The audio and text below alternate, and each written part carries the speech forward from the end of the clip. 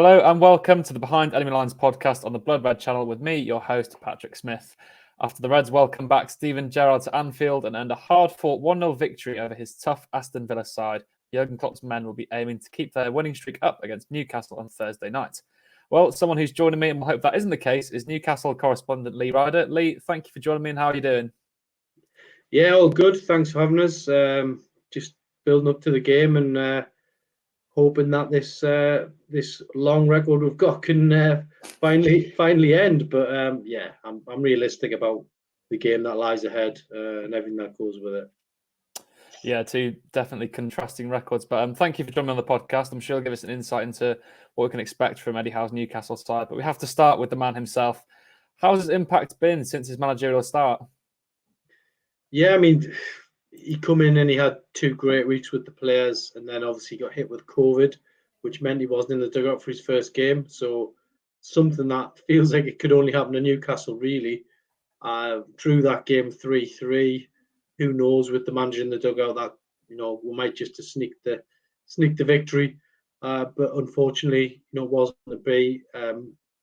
We've lost a couple of games on the road at Arsenal, and then lost to Leicester on Sunday. But in between that, we picked up a point against Norwich, which, really we needed all three from, but we're down to 10 men. And then beat Burnley, which was a must win, which they did win. And yeah, we've managed to just about keep in touch with the bottom half of the table. Yeah, definitely. And what differences can we expect then from an Eddie Howe Newcastle team compared to a Steve Bruce one? Because Steve Bruce's side caused us problems at times. So what are the differences you're noticing in the early stages of Eddie Howe's side? Yeah, I mean, he went to a back four in the first sort of couple of games. It's something that he tried to do under Steve Bruce, couldn't manage it, ended up retreating back to a back five. Under Rafa, it was a back five for the majority of the time. We were probably starting to evolve a little bit towards the end of his time and accommodate Miguel Almiron, a couple of years ago as this playmaker. But we've kind of had to go back defensively again now. Almiron at the moment is playing right wing, which isn't his favourite position. So it needs must, I guess, at the moment. And I would expect a park the bus, ultra defensive formation and everything but name against Liverpool, because if they go there and try and go for the jugular, then they're probably just going to get picked off like most teams do. So a very difficult, probably the most difficult away game of the season, if I'm being totally honest. We touched on the presume they'll park the bus. What tactically can we expect from Newcastle? What dangers can they pose Liverpool? I mean, on the break, if they do play this counter-attack, on the break, you've got Allan Saint-Maximin, who is lightning quick, and can get a shot away, do something nobody's expecting, and I think he'll be relishing this game, because whether we like it or not, he'll be trying his best to show he can do it against what I'm not buttering anybody up, but Liverpool are world-class opposition. I've just had an email drop through from FIFA. They're voting for the World 11. I think there's 2 or 3 Liverpool players in that. So it's a world-class team you're up against. Saint-Maximin will want to do well in this game, and he'll want to, get Liverpool on the back foot, and he'll want to have that moment at Anfield. And if he does something that even the Liverpool fans would appreciate, then I'm sure he'll be happy. He would love nothing better than to get a ripple of applause from the home fans for doing something special on the biggest stage. Yeah, he's an outstanding player. Granted, now you've said that, there's definitely going to be transfer links with him in Liverpool, I'm sure. But another player as well who used to play under Eddie Howe at Bournemouth is Callum Wilson, another person who could pose dangers to Liverpool. Yeah, I mean, got, for me, what was a legitimate goal against Liverpool last season, got chalked off, sadly. But we popped up and got the equaliser a few minutes later in stoppage time. And my only concern with last season was, have we used our quota of luck up at Anfield for the next 5 years or whatever it is? I'd love it if we got a point this week, but can't say it. I think Liverpool are possibly going to win the title again. We'll see what happens with Man City. their results. But I just think Liverpool are looking strong again and capable of winning it again. So it's as I say, it's probably the toughest away game of the season. Well, talking of last season as well, another one is Joe Willock. Using great scoring form last season. Not quite hit the same form this year. It's difficult. It was a very particularly good run for him. Can he regain his form under Eddie Howe? Well, he's been playing in a deeper position this season. Last year, he was able to almost do what he wanted in the final third, and I think he was our saviour last season. Really, he helped keep us up. Scored 7 and 7. I said it at the time. I'm saying it. I'm saying it now. People probably saying, "Oh, it's easy to say with hindsight," but I didn't say it in hindsight because I said it last season as well. I said there is no way he is going to be able to keep up scoring 7 and 7, 1 goal a game. Not even Alan Shearer could do that throughout his career. So that was a difficulty for him because he set the bar very high. This season, yeah, he's been playing deeper. I'd love to see him get a goal at Anfield because that would possibly reignite his season. But if you want the very best from Willock, then you're going to have to play him further up the pitch. And Newcastle's precarious position, they can ill afford to have too many people pushed up because, as I say, the fear is they get picked off. So it's going to be tough for Joe Willock in this game if he makes the team because he didn't have a good game against Leicester. It's going to be interesting to see if they possibly bring Isaac Hayden back. But ultimately, Joe Willock hasn't had a great season so far, and it will be great for him if he can turn it around. We touched on the quality that you do possess. A lot of the talk around Newcastle, obviously, is regarding the January transfer window with your new Saudi owners. Is there a particular strategy you'd like to see them adopt, or any particular personnel that you've been linked with so far? Well, in terms of how much they're going to spend, or yeah, look, because Mike Ashley spent so little, it's left the door open for us to have probably, if you want, to splash the cash. The only problem there is that other clubs see you coming and can smell that desperation on you a little bit and crank up prices, and you pay a premium in January anyway. Yeah, you probably need a director of football in place, someone who's got associations with other clubs, other agents, and can get the business done pretty much before the window opens. Then you're ready to go on January the 1st, January the 2nd.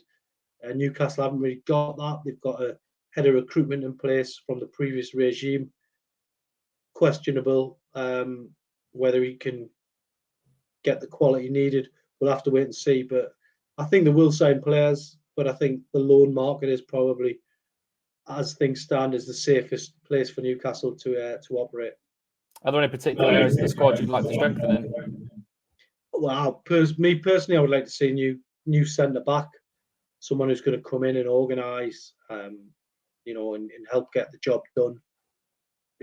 It always sticks in my mind about Kevin Keegan when he first come in, signed Brian Kilcline a lot of years ago, and Brian Kilcline was he was the best signing. Keegan said he was his best signing because he steadied the ship. He come in, he got in the dressing room, and he got in amongst people, and he got everyone fired up again. And I think something of that ilk would be perfect this time around. Doesn't have to be a marquee signing either. Brian Kilcline was far from a marquee signing, so somebody who knows a relegation battle, knows how to deal with players and people would be the perfect signing. A couple of loan signings as well. I've seen Jesse Lingard linked. He'd be a fantastic signing for Newcastle. I've seen Dele Alli's available for loan. That could be a good move as well. Bit of excitement, bit of experience. That would be perfect for me. Nobody's asking for a Champions League squad. No one's asking for Mbappe this January. We'll have to wait for the future for that one. Yeah, I was going to ask about Mbappe, but maybe Nat Phillips could be a new club client. Who knows? But moving back to Thursday now, are there any notable injuries within the Newcastle squad that we should be aware of? It's pretty much a clean bill of health, apart from Paul Dummett, who's been out for 6 months. He's back running again on the training field. Maybe pushing towards the back end of December, January, maybe FA Cup third round time would be a possibility for him. He's the only one missing, really, which is a shame because he's a very solid player. I'm sure he's known to Liverpool fans for his. I think he got sent off, didn't he? Yeah, I think so. And had a clash with Luis Suarez as well. So yeah, he'd be one you'd like to have back, but at the moment he's on the sidelines, unfortunately. But he's the only one. Yeah, he's the only one. One of the Luis Suarez club, as you mentioned there. But what can we expect the starting 11 to look like for Newcastle then? Well, pretty much more the same. I would say he went unchanged from Burnley to Leicester. There might be a couple of changes possibly in midfield, as I've touched on. Isaac Hayden pushing for a place. Sean Longstaff possibly. Joe Willock is probably close to going back down the bench. Potentially change at right back, maybe Manquillo might come out and Jacob Murphy could come in. There's a couple that are looking vulnerable, but Eddie Howe will want to keep the same spine that he's had in the team, which is obviously Fabian Schär, Shelvey in midfield, another player Liverpool fans know all about, and then obviously Callum Wilson up top, always capable of getting you a goal. So yeah, I would say the spine will probably remain the same. There could be one or two changes either side. And now moving on to, so what are the general aims for Newcastle this season? Obviously you're in a relegation battle. Let's avoid the obvious. They're going to try and beat that. But are there any other aims? What would you want to see from Newcastle as progression this season? I mean, for me, it's survival is the be all and end all, really. I'd done a piece a while back saying that they could. I mean, we have had the worst start of any Premier League team, and nobody has survived the start we've had. So we'd be the first to do it. And after that, I said they need 10 victories from the remaining games. They've got one of the victories that I picked out, which was Burnley. So they need 9 more. I don't see the Liverpool game as being one of them. I'm not going to bore you and go through everyone that I picked out, but they need to get them 9 victories somehow. FA Cup, yeah, we've got Cambridge in the 3rd round. Be nice to get through, but ultimately, if they didn't have a cup run this year, then I wouldn't be too worried. I would hate to see them have a cup run and then get relegated. It's no good to anybody, that really. Wigan done it, didn't they? And it messed Birmingham them up as well. So, Birmingham, another one, won a cup, yeah, and got relegated. Yeah, you don't want to be in that situation. So Premier League survival for us would be celebrated within the dressing room, definitely. Well, Lee, that's all I've got time for today. Thank you for joining me. But I've got one last question, which is, of course, the dreaded score prediction. What are you going to go for? Yeah, I think it's going to be very difficult. I'm not going to try and be controversial and say Newcastle are going to go down there and win, or even get a draw. Unfortunately, I think Liverpool will win. Hopefully, we can give it a bit more of a go. But if I was, pushed, I would say probably Liverpool 2, Newcastle 1. Yeah, I've got a lot of respect for Newcastle. I really hope you turn things around, but I'm afraid we need a big result after last week's scrappy win. So I'm going to go for a 3-0 Liverpool, unfortunately, for your sake. But thank you for joining me once again, and thank you to everyone for listening to the podcast. We'll, of course, wait and see what happens on Thursday's match. You can keep up to date with everything across the Liverpool Echo website and social media accounts, and, of course, the Blood Red channel here. Thank you very much for watching, and for myself, Patrick Smith and Lee Ryder, it's goodbye for now.